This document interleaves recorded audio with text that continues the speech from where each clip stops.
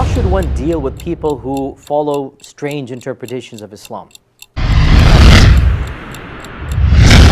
People who follow other interpretations, first and foremost, we need to find out to what level are they different from us.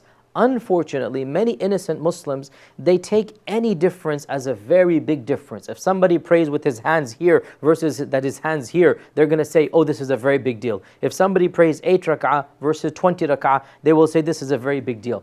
So knowledge will teach you what is important and what is something we can overlook. That which is overlooked, we should not cut off any ties. We should celebrate the diversity of these positions, and that requires knowledge.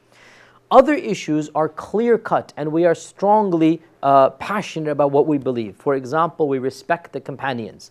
Any group that disrespects the companions, curses the companions, we are not happy with that group, and we oppose that theology. However, even with those groups, in the end of the day, we have to adopt a live and let live policy, even if we will preach that this is incorrect, and we will teach our people the correct theology, and those that are qualified will debate with them. But in the end of the day, as we mentioned in our seminars and lectures, there has to be some type of communal ties as long as they're within the fold of Islam.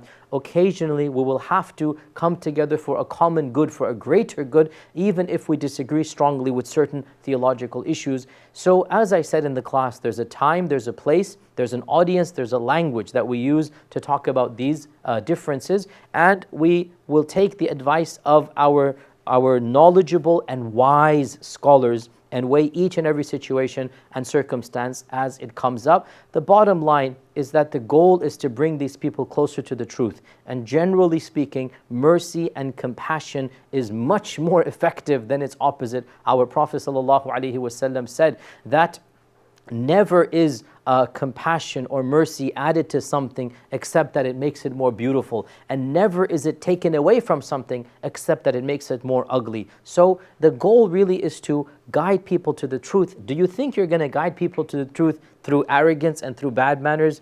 Obviously not. So even if you strongly disagree, then you're going to have to understand that by being vulgar or being crude or mean or nasty, much less worse than this, you're only going to make situations worse, and will demonstrate some things that are un-Islamic.